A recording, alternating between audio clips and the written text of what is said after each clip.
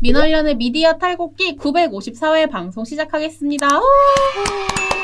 네, 안녕하세요. 언론 권력을 감시하는 시민단체 민주언론시민연합의 저는 미디어 교육팀 활동가 김나래입니다. 네, 저는 정책 모니터팀 활동가 박채린입니다. 네, 꾸벅.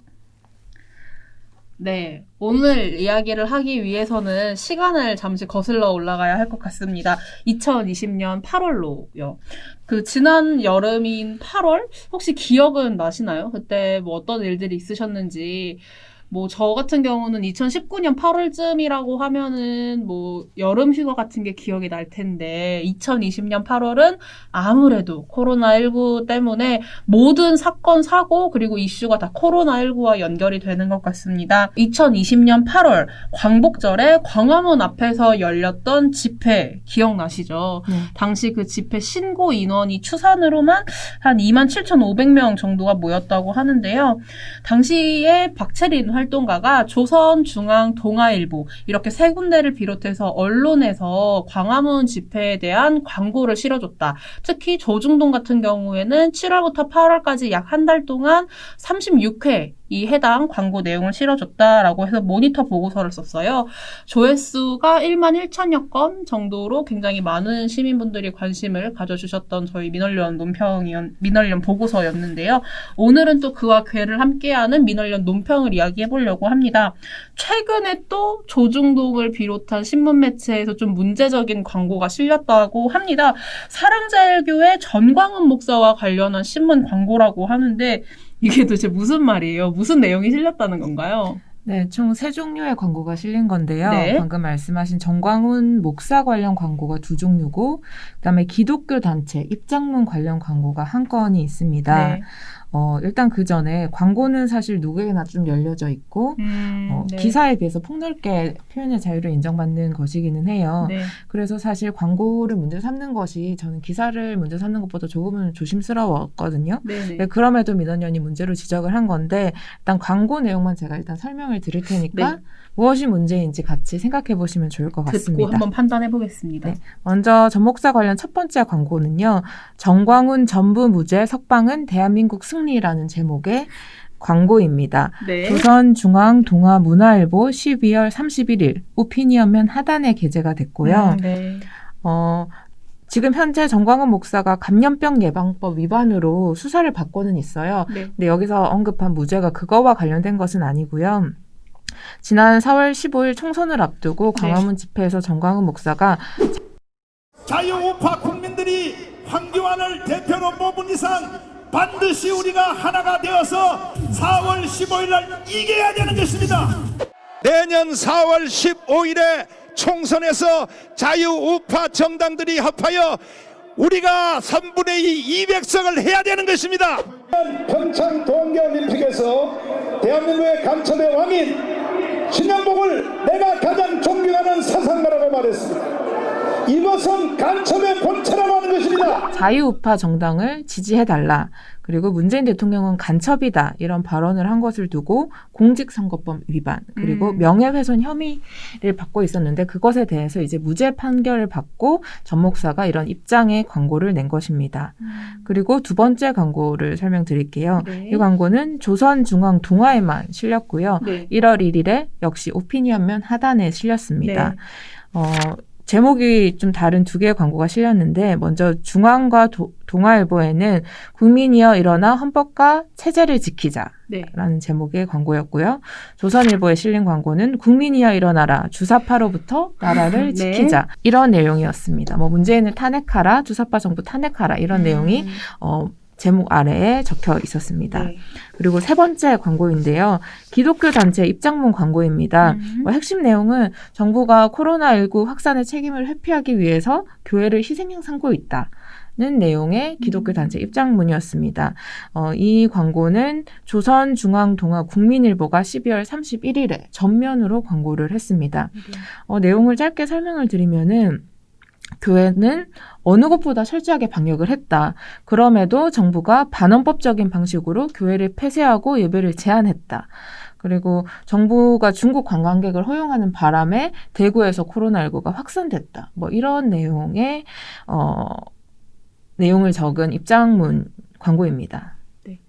저는 물론 교회들 중에서도 굉장히 열심히 비대면 예배를 한다든지 비대면 설교 이런 식으로 진행을 하고 방역수칙을 잘 지키는 교회들도 있긴 합니다만 그렇지 않았던 사례들 지금도 1,000명 이상 모여가지고 예배를 드리고 있는 그런 교회들도 분명 있기 때문에 방역수칙을 잘 지켜야 한다는 점에서 교회도 예외 는 그런 방역 수칙에 있어서 뭔가 예외를 줘서는 안 된다라는 생각인데 우선 그 기독교 단체 입장도 그렇지만 우선 신문에 전광훈 목사 전부 무죄, 석방은 대한민국의 승리.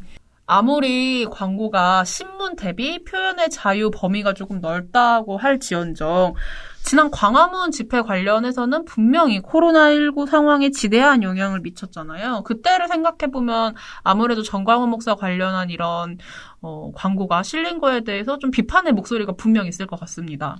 네, 당시에 광화문 집회 광고가 코로나19 확산에 얼만큼 영향을 미쳤나를 이렇게 보면은 광고의 위험성, 그러니까 광고가 가져야 할 책임성을 좀 더 확인할 수 있는데요. 네.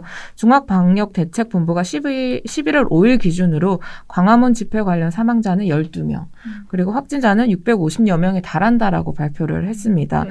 방역대책본부가 집회가 그 집단 감염 확산의 고리가 됐음을 확인을 해준 것인데요. 당시의 광고 내용을 짧게 설명을 드리면은 모이자, 걸을 수 있는 사람은 다 나와라 이렇게 해서 대대적으로 광고를 했고요. 네. 조선중앙동아문화국민일보가 한 달에 걸쳐서 약 42차례 광고를 했습니다. 아까 나래 활동가가 언급했듯이 한 27,500여 명이 모였다고 했잖아요. 네. 그러니까 그 사람들이 무엇을 보고 광화문에 모였을까 생각을 해보면 저는 이 광고의 역할이 상당히 컸다. 네. 그래서 코로나19 확산에도 광고가 책임이 없다고 할 수 없다라고 지적을 할 수 있겠습니다. 광화문 집회 광고를 통해서 우리가 광고의 위험성, 그다음에 광고의 책임성을 한번 알게 됐는데요. 이제 그렇죠. 이번에 실린 광고가 무엇이 문제였는지 한번 살펴보도록 하겠습니다. 네. 제가 첫 번째 말씀드린 게 전광훈 목사의 주장, 입장문을 담은 하단 광고를 말씀드렸었잖아요. 네, 네. 대부분 사람들, 독자분들이 이거를 봤을 때 그냥 내 마음에 안 들 수도 있고 뭔가 문제가 있다라고 할 수 있지만 한 개인의 주장을 기사가 아닌 광고를 싣는 게 뭐가 문제냐라고 생각하실 수도 있어요. 그렇게 반문하실 수도 있겠죠. 네, 근데 그 전에 한 가지 짚어보아야 할 지점은 이제 전광훈 목사가 지금까지 어떻게 목소리를 키웠고 언론은 그 과정에서 어떤 역할을 했는지 한번 짚어볼 필요는 있습니다. 네. 제가 한 사례를 말씀드릴 텐데요. 2019년 6월 5일에 전광훈 목사가 시국 선언문을 내고 기자회견을 했습니다. 네. 네, 당시에도 문재인 대통령 하야를 요구했고요. 맞아요. 심지어 문 대통령을 히틀러에 비유를 했고 그리고 뭐 혐오 표현이나 색깔론이 가득한 발언을 엄청 쏟아냈습니다. 정치권에서도 종교인 치고는 선을 넘었다라는 비판이 있었고 종교계 내부에서도 비판이 상당히 나왔어요. 네. 그래서 이와 관련해서 언론은 어떤 태도를 보였느냐 하면 살펴보면요. 네. 조선일보는 단 한 건의 비판 보도도 내지 않았고요. 아, 전광훈 목사 관련해서요? 네. 근데 오피니언면 하단에 이제 이번 광고와 비슷하게 전 목사를 지지하는 보수 기독교 단체의 성명을 광고로 실어줬습니다. 아, 죄송해요. 제가 너무 어이가 없어가지고 좀 들으면서 헛웃음을 치고 있었네요. 네. 그래서 반면에 이제 경향신문 같은 경우에는 사설 2건을 포함해서 총 7건의 보도를 했고 이제 비판적인 내용이 실렸습니다. 동아일보도 그러니까 비판의 내용이 담긴 기사를 싣기는 했는데요. 사실 네. 정치권의 반응을 짧게 전하는 수준이어서 약간 발언의 중요성, 문제성에 비교해서 좀 걸맞지 않게 보도를 했다고 할 수 있죠. 지금 얘기를 제가 좀 종합을 해보면은 광고뿐만 아니라 그동안 조중동을 비롯한 보수 언론 매체 등에서 전광훈이라는 한 스피커를 키워주는 좀 지대한 영향력을 미치는 어떤 수단이 되었다라고 이야기를 좀 해볼 수 있겠네요. 네, 그렇죠. 소극적으로 비판을 하거나 아니면은 비판하지 않고 광고를 실어주거나. 네, 그러니까요. 전 목사가 이렇게 힘을 키우고 네. 목소리도 키우고 하게 되는 것이죠. 네. 그래서 전광훈 목사는 언론의 도움이라고 해야 되나? 언론을 통해서 지금의 영향력을 갖게 됐다라고 할 수 있습니다. 네, 지금 박채린 활동가가 잘 이야기를 해줬는데 지금 이야기를 하는 동안 제가 좀 광고를 살펴봤어요. 도대체 어떤 내용인가 살펴봤는데 방금 말씀하신 대로 5단 광고, 그러니까 신문 이렇게 하단에 이렇게 가로로 길게 실리는 광고가 있고 또 전면 광고도 있어요. 제가 제목이랑 소제목을 좀 읽어드리겠습니다. 문재인 정권은 헌법을 지켜라. 코로나 정치 방역 의심한다. 교회를 희생양 삼지 말고 종교의 자유를 보장하라.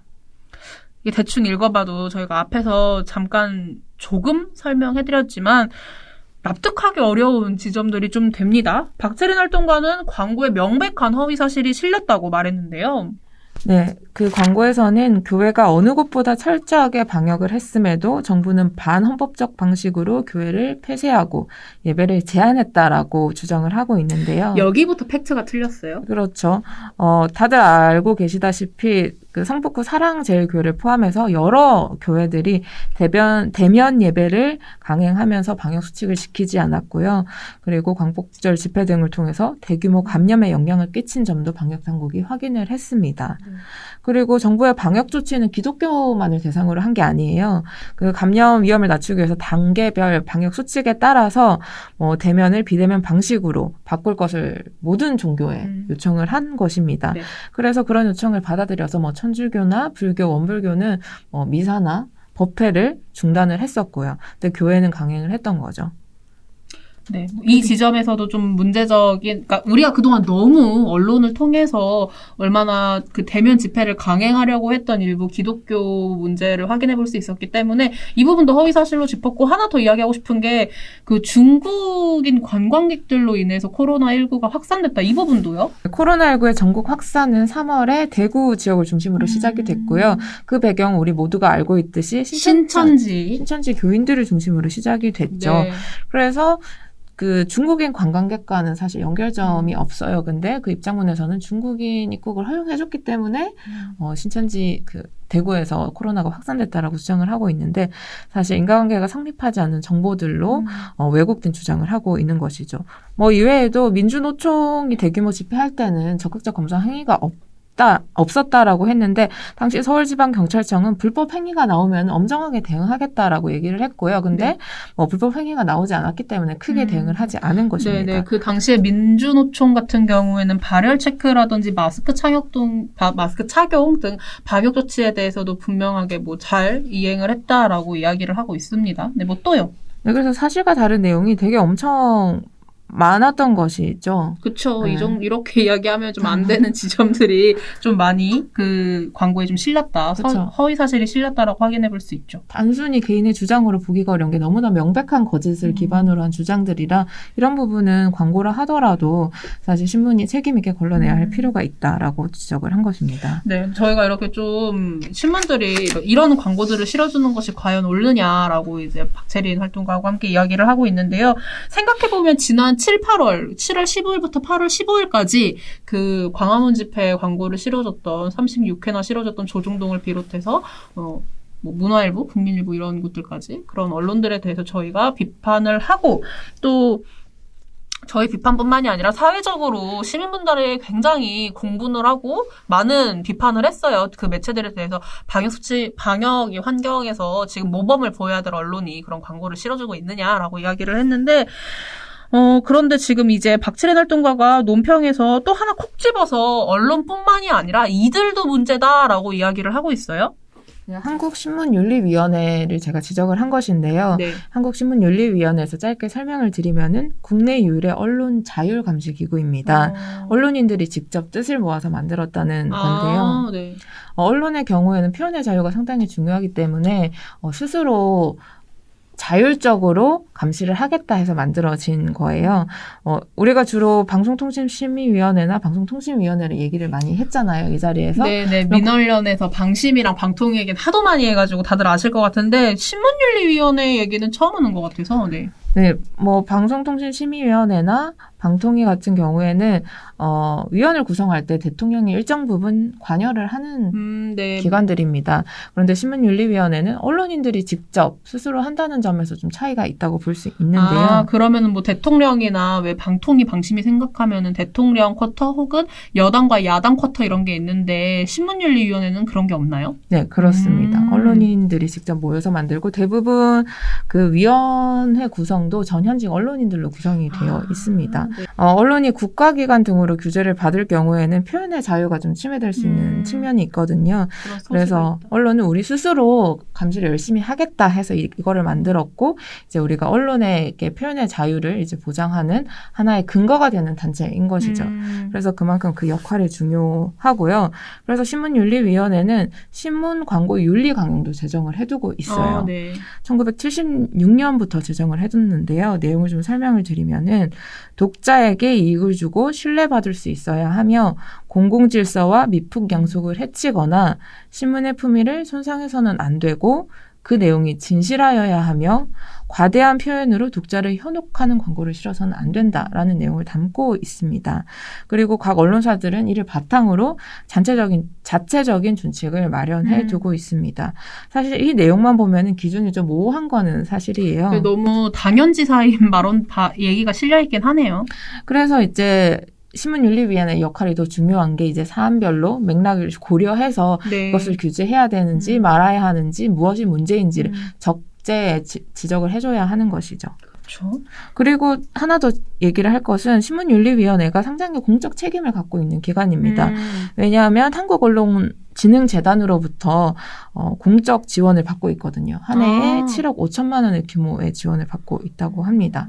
그래서 공적 지원도 일부 지원을 받고 있기 때문에 사회안전의 위험을 초래할 만한 이런 광고가 나올 경우에는 어떤 제재나 역할이 분명히 필요한 것이죠. 그렇죠. 그런데 그런 역할을 하지 않아서 이제 지난 광복절 집회에도 이번에도 이런 광고가 실리게 된 것이죠. 네, 그러니까요. 이게 지금 박채린 활동가가 마지막에 한 발언이 무엇이냐 제가 정리를 해보면 광화문 집회 광고 당시에 분명 한국신문윤리위원회에 이제 민원련이 심의 요청을 했었고 하지만 그 내용에서 우리의 요청이 받아들여지지 않고 기각이 됐었는데 그러한 뭔가 책임을 지지 않는 태도가 이번 광고로까지 더 이어진 것이 아니냐 이렇게 이야기를 해주신 것 같아요. 정책모니터팀이 지난 8월 광화문 집회 관련해서 한국신문윤리위원회에 심의를 요청했는데 앞서 말씀드렸다시피 기각이 됐잖아요. 이게 그때 기각 사유가 뭐였을까요? 가장 핵심적인 게 이 광고가 의견 광고라서 제재 대상조차 될 수가 없다라는 거였어요. 그냥 개인의 의견이기 때문에. 그러면 좀 구체적으로 설명을 드리면은 제재 대상으로 삼을 경우에 그 집회의 옳고 그름에 대해서 그 비판의 내용에 대해서 윤리적, 사회적, 정치적으로 평가하는 일이 될 수 있기 때문에 심의의 대상도 되지 못한다라고 얘기를 했고요. 네. 그러면서 집회의 적법성과 통제는 법원과 관계당국이 판단해야 한다. 그리고 언론사 내부에서 판단해야 한다라고 얘기를 했습니다. 이런 내용만 있었고요. 국민 안전을 위협하고 사회 혼란을 야기한 부적절한 광고를 언론이 스스로 어떻게 책임질 것인지에 대한 진지한 고심은 사실 찾기 어려웠습니다. 제가 잠깐 정리를 한번 해볼게요. 좀 제가 당황스러워서 그런데 그러면 지금 한국신문윤리위원회가 민원련에게 답변을 보내온 내용이 첫 번째로 법원에서 만약에 그 집회가 문제가 있으면 문제가 있고 광고가 문제가 있으면 광고가 문제가 있다라고 판단을 할 것이지 우리가 판단할 것이 아니다. 첫 번째. 그리고 그 해당 광고를 실은 언론이 잘못을 했다라고 하면 그 광고실은 조선중앙통화 그 내부에서 문제 제기를 하고 해결을 해야 할 부분이지 한국신문윤리위원회 이거에 대해서 문제 삼을 수 없다. 이 두 개인 거죠? 네, 그렇습니다. 그러면 신문윤리위원회가 하는 일은 도대체 무엇인지 네. 개묻고 싶네요. 저희 민원연 전 상임대표이신 세명대 정연우 교수님께서 정연우 교수님. 네, 이 의견 광고와 관련해서 말씀하신 것 중에 공유하면 좋을 것 같아서 하나 가지고 왔는데요. 이런 말씀을 하셨어요. 불량식품의 경우 제조사뿐 아니라 유통사에서도 책임을 지듯 의견 광고를 유통한 미디어사의 책임은 분명하다. 보도면과 광고면이 따로 분리되는 만큼 언론사는 지면만 빌려준 것이라고 주장할 수 있지만 언론의 사회적 영향력을 감안할 때 집회 광고를 실어 많은 사람들이 참가하도록 한 것은 언론사로서 엄중한 책임이 있는 것이다. 라는 말씀을 하셨습니다. 비유가 너무 찰떡이네요. 불량식품 관련해가지고 제조사뿐만 아니라 유통사도 분명 처벌받는다. 굉장히 그렇죠. 네, 적절한 비유였다는 생각이 들고 저는 박채린 활동가의 좀 설명을 듣다 보니 본인들이 해야 할 역할을 분명하게 한국신문윤리위원회가 지금 방기를 하고 있다. 이런 생각이 듭니다. 공적 지원을 받으면 그에 걸맞는 역할을 해야 하는데요. 그래서 이번에도 전처럼 민원련이 심의 요청을 넣어도 광고가 그 정신, 공익에 부합하는지 판단은 언론사 내부에서 내리는 것이지 제재 대상으로 볼 사안이 아니다. 똑같이 이렇게 좀 회피를 할 것 같다라는 생각이 듭니다. 하지만 그래도 여전히 광고가 신문에 실리면서 독자들이 함께 읽게 되는 거는 변함이 없는 사실입니다. 네, 또 오늘 소개한 광고 3건에 대해서도 저희가 신문윤리위원회에 불만 제기서를 제출한 상태이거든요. 아, 이미 제출했어요? 네. 그래서 이번에는 그에 걸맞는 행동을 할지 회원분들도 함께 관심을 가지고 지켜봐 주시면 좋을 것 같습니다. 네. 아, 굉장히 발빠르네요. 한국신문윤리위원회에 이렇게 이름이 뭐라고요? 불만 제기서를 제출한 상황인데 과연 이번엔 어떤 답변이 올지 이번에도 동일하게 그렇게 무책임한 답변을 보내올지 좀 기다려보도록 하고요. 답변 오면은 또 그거에 대해서도 한번 미디어 탈곡기에서 전해드리도록 하겠습니다. 네, 오늘 방송은 여기까지 하고요. 금요일에는 고정 코너죠. 임동준 팀장과 함께하는 알아줘 뉴플리로 찾아오도록 하겠습니다. 다들 수요일, 목요일 잘 보내세요. 민원련의 미디어 탈곡기는 내일도 열심히 털어드리겠습니다. 탈탈탈 안녕. 2020년 8월 근데 기억은 나시나요? 뭐 하셨는지? 2020년 8월이요? 네. 갑자기 왜요? 제가 제 원고에 2020년 8월로 저 너무 하시네요. 읽었어요. 읽었는데.